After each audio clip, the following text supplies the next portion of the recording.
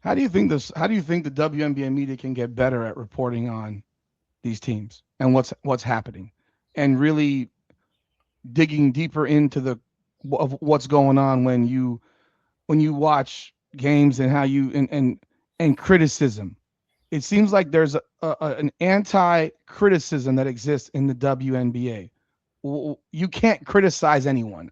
Jackie Young is 0 for 14 in her last two games. I criticize her and I get all kinds of comments. Well, Jackie Young's going through something. Well, I don't care. That's not my job to care. I'm bluntly, that's not my job to care. If you are unable to do your job, then you should probably stay home that day and not play. People do it all the time now. But it's like, but if Caitlin Clark went 0 for 14 for two games, nobody would care. And they would tell you that she's the worst basketball player on the planet. Why is what is the reason for these double standards? Because I don't see the WNBA media saying anything. I mean, Kennedy Carter should be the starter at in Vegas, in my opinion. But do you have thoughts on that? Yeah, I would say that there's definitely, I mean, I don't know where you're consuming your WNBA content. It sounds like it's a lot of visual stuff. Personally, like as a writer, like that's my job is, I No, haven't said this before. I read, I watch videos, so Okay. I watch all of it.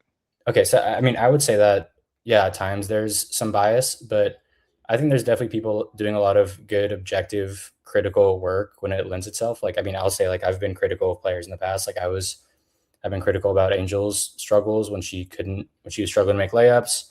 I was critical of Caitlin last year when she couldn't make a three to save her life. Like for me, when over that stretch, to me, it's like if like I'm also the first person to credit like I did an article about all the records Caitlin broke a couple days ago.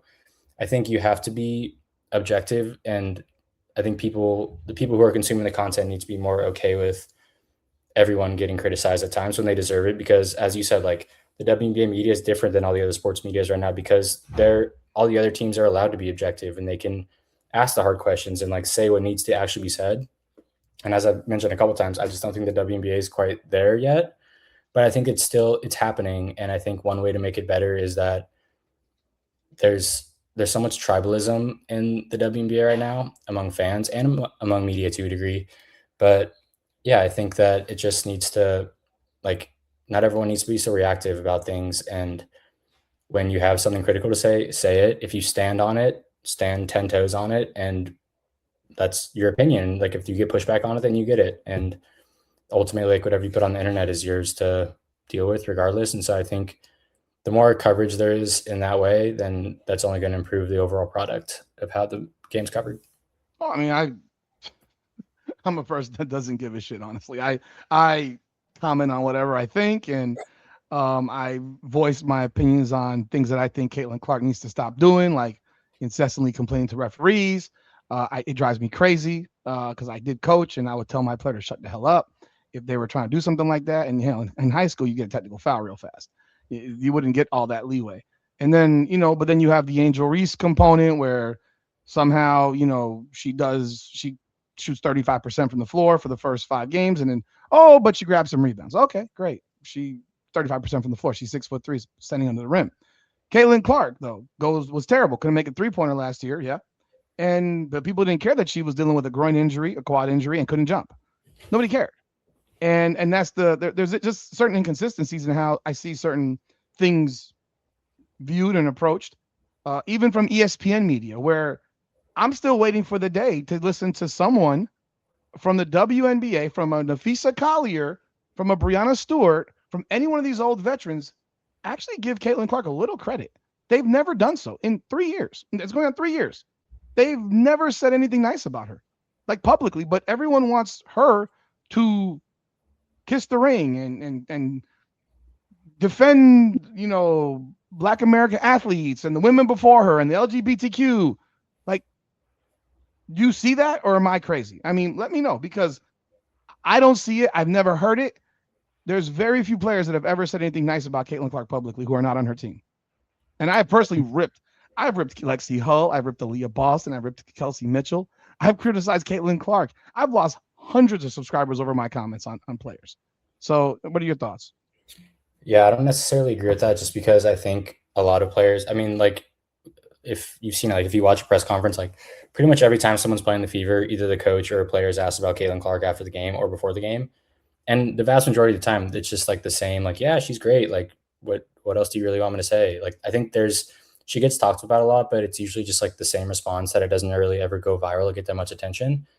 But I mean, I know that Brianna Stewart's given Caitlin Clark a lot of love in the past, and they have a great relationship together. I don't know if you remember the Fever Liberty game last year when I think it was like the 10th game of the year. The Liberty were 9-0. Caitlin, it was in New York, and Caitlin When went she went nuts. off, when she Yeah, went and off. there was that time where Caitlin made the deep three over Stewie, and then they Hmm. like kinda, like had a moment, and they're like Yes, Stewart was clearly happy for her, not happy for her, but like she was cool with that happening. That was a really cool moment to me, and I think that was sort of an example of like the league starting to accept Caitlin, and it doesn't I always thought have so at the time too, but they don't publicly really they like, do we need her? Do we need Stewart to like be praising Caitlin yeah. every month or every time? Like, but why? Like, we already know how she feels about.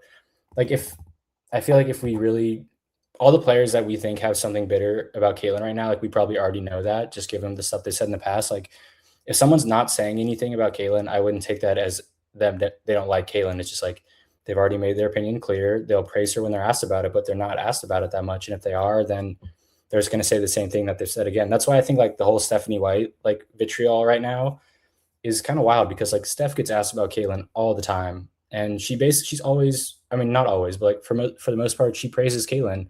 But now it's just like she's asked about her so many times that it's just like the same cookie cutter response at this point, and it kind of comes across as like nonchalant or at least a little bit dismissive. But to me, that's just because she's been saying the same thing for 2 years now, and there really isn't that much to say, at least in terms of like praising her, if that makes sense. I watch every Stephanie White video. I don't know what videos you're watching. I don't see that. I've listened to her. I listened to her with Kelsey Mitchell, and there's proof of it. Kelsey Mitchell having a terrible first half and then having a great second half, and being asked about her and her praising the crap out of Kelsey Mitchell, and then watching Caitlin Clark have a similar atrocious three, 2.5, really 2.5 quarters, and then in the fourth quarter completely erupting like she did versus Washington, and she couldn't say a nice thing about her in that same press conference, similar press conference. She couldn't say a nice thing about her. It was wild. So Yeah, maybe you're hearing something I don't hear because I literally have a a segment called Daily Dose of Stephanie White because I'm very analytical with words and how people what people because they're it's like should could would like there are different meanings, we know this. And I listen to Stephanie White. She's very condescending, in my opinion. She constantly gets up there and says she has no idea about medicals. Ask the medical team. Well, the medical team's not available to answer a question. So you're the person that we're supposed to speak to. So you being a condescending asshole to us is not exactly professional, in my opinion. You have your best player. People are traveling across the world to come see Caitlin Clark play, and they're lying to their fan base about her health. They did it last year for the entirety of the season, and there's a direct correlation, in my opinion, to their attendance dropping because people don't trust this franchise and are praying that, oh, I'm gonna spend $3,000 to go across the country to go watch Caitlin play. And there's proof of these things happening, and find out, oh, the day of the game she's not playing. yeah. Um, No, I and agree. and that pisses people off. Honestly. Sure. Yeah, I agree that the injury handling has been weird, and like basically everything you just said, I agree with that. I think that specific press conference, I think the way that Steph answered the questions about Caitlin was kind of weird. But as I just said, like I think that's more a byproduct of her just being like frustrated that she keeps getting asked about it, which isn't. I'm not like trying to defend her excuse here. Like that's just how I interpret what she's saying.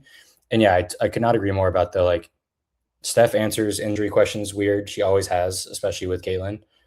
And I think a lot of times it's because she doesn't know, but I agree, like, she could be answering those questions better. And I think it's just weird in general, like, this is kind of an aside, but it's just so weird to me, like, how late it takes the Fever specifically to get injury updates. Like today, Kelsey Plum sprained her ankle, and it was, like, a couple hours later, we figure out that she had a sprained ankle. It takes the Fever, like, 2 or 3 days to get information to people, which is really frustrating. Um, and not just like, with Aliyah Boston too, it's, like, it's not just Caitlin, and so, Yeah. yeah, I agree on that front. But yeah, I think, I mean, I guess, and again, like agree to disagree. Like if these are like, to me, this is like a basketball conversation. And so it's like we can see things differently. Like that's totally fine. I personally think that Steph has done a pretty good, not perfect, but a pretty good job handling the added platform and scrutiny that comes with being Caitlin's coach. I think they definitely have a good relationship with each other, even though, I mean, again, like Caitlin's a competitor, Steph's a competitor. Like, yeah, maybe there's some frustration, but I mean, we've seen frustration between freaking Tom Brady and Bill Belichick and Mm-hmm. all the great like freaking Phil Jackson and Kobe. Like you see this happen between a great coach and a great player. I don't think what their frustration at each other, especially like in the moment, is indicative of them having any hostility or vitriol towards each other.